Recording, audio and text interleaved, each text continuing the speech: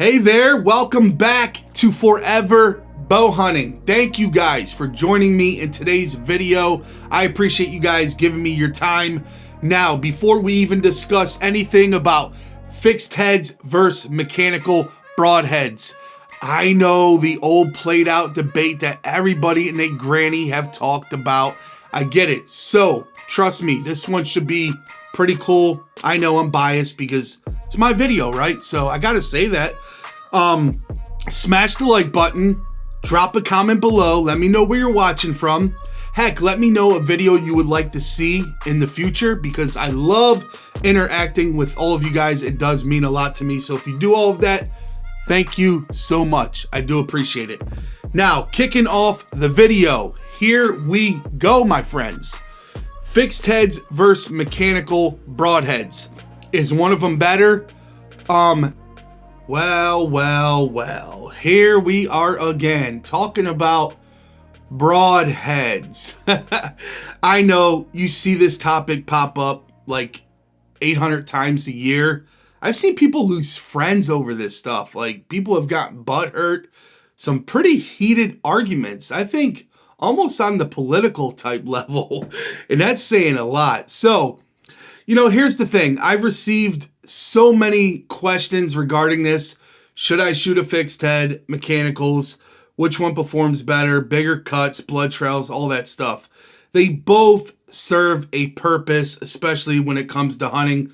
But at the end of the day, just shoot what works for you, what is going to be ideal for your setup. But most importantly, is going to get the job done for the animal that you're pursuing, because at the end of the day, we owe it to the animal to put him or her down quick and ethically, because that is where I am serious about my hunting game and why I practice a lot. I definitely don't go out there with the intentions of wounding an animal.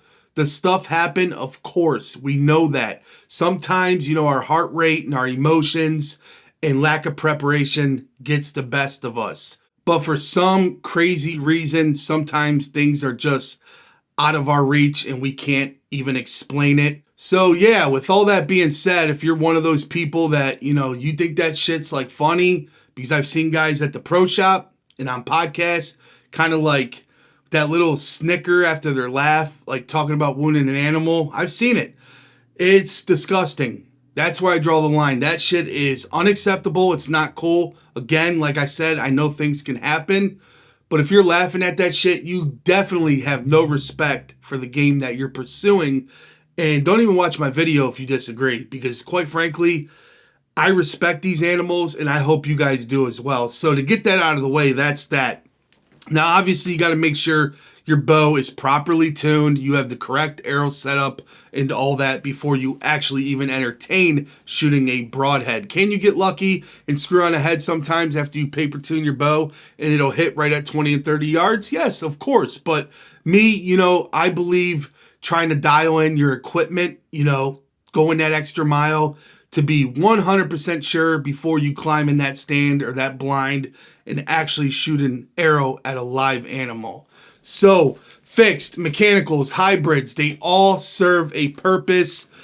I will be honest, I have seen bigger cuts and wound channels and more blood with mechanicals. And that's not saying that fixed heads don't perform just as good or better. I'm saying they both perform very well. I've had fixed heads where I didn't see much blood, but I seen that deer, in my case, ran off like 30 or 40 yards. I watched them crash right within sight. So at the end of the day, that broadhead served its purpose. So what are we even discussing after that? If it works for you, or that old rule, if it's not broken, don't fix it. So that's kind of where I'm at with that. I believe they all work great. You have some that are really expensive and some that are less expensive, but don't let that fool you, because I have shot cheaper broadheads and tinkered and tested with them that have performed better than more expensive heads. And that was actually testing them on deer too. And I am by no means no expert. I'm not a John Lusk. I'm not that thorough. I more so just like to see what that head can do and how durable it is before I actually put it on the front of an arrow and shoot an actual animal with it. So you got to tell yourself, is this broadhead built well? Is it sharp?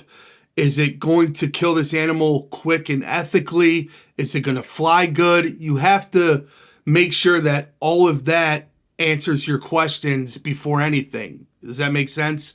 Hopefully I'm not losing you. I kind of like rant on and I won't stop sometimes. So that's what I look for. I look for in a broadhead that is like beefy, meaning built well. It's super sharp right out of the package. That's always a great sign. Magnus is one of those companies that right out of the package, their broadheads are razor sharp. And other companies have broadheads straight out of the package that are razor sharp too. I'm not just saying Magnus. So this is not being biased. I've tested all kinds of broadheads. I'm not on staff for one company because I love testing all kinds of broadheads. And I still have one of each and even hybrid heads. I actually even have a plano case, one of those little fishing ones, filled with broadheads, mechanicals, hybrids, fixed, all different ones from tinkering and testing throughout the years. I went a little overboard with it. I'm going to kind of back off of that, but it just gets expensive. So, you want to make sure that that broadhead is going to be ideal for the situation that you plan on putting yourself in, because you don't want to have any second doubts. The second you have a doubt when you're out there, then you most definitely chose the wrong one. And follow your gut instinct. Believe me, you don't have to listen to what everybody says on YouTube. I know this is kind of contradictory when saying that, or if your best buddy has been shooting that head for X amount of time and it served him well, you may like another broadhead, and that's fine. But here's the thing. I'm going to rattle off a couple of my favorites. You don't have to get these, but my personal favorite, this is top of the list all the time, is the G5 Mega Meat.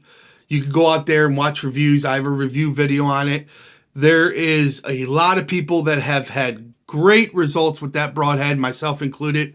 Incredible wound channels, a massive amount of blood, huge holes, just a phenomenal broadhead. And then the QAD Exodus, a wicked, super tough little broadhead. Slick Trick makes some really good broadheads. And then Magnus, like those dudes are making great broadheads. They have a huge lineup, and Mike and them, they give you like a lifetime warranty. So if one of the blades like bends or bust or whatever, you can send it to them and they'll replace it. So that right there is a big deal for a lot of people. And I still have Magnus heads. I still, to this day, I love them. But I'm one of those guys, I love just shooting different broadheads year in, year out. But the G5 Mega Meat has probably been my go-to. Last year, I shot the Beast broadhead. I was kind of middle of the road with that head. I wasn't disappointed, but I wasn't overly thrilled. It still performed very well. I seen the doe run off like 40 yards and she crashed. I actually did a video about that.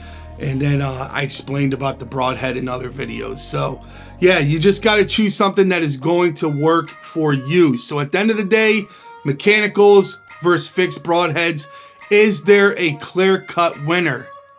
In my opinion, no. They both perform very well. And the hybrid heads. I keep forgetting the hybrid.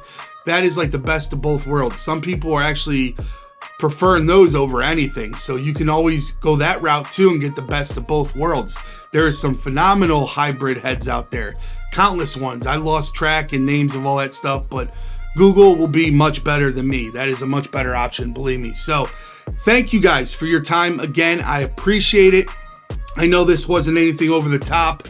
I didn't script this out, or make it anything crazy to show you a bunch of broadheads. I just wanted to chop it up with you guys and simply give you my opinion on mechanicals versus fixed broadheads. So hopefully you took something from this video. And as always, make sure you check out all my other content.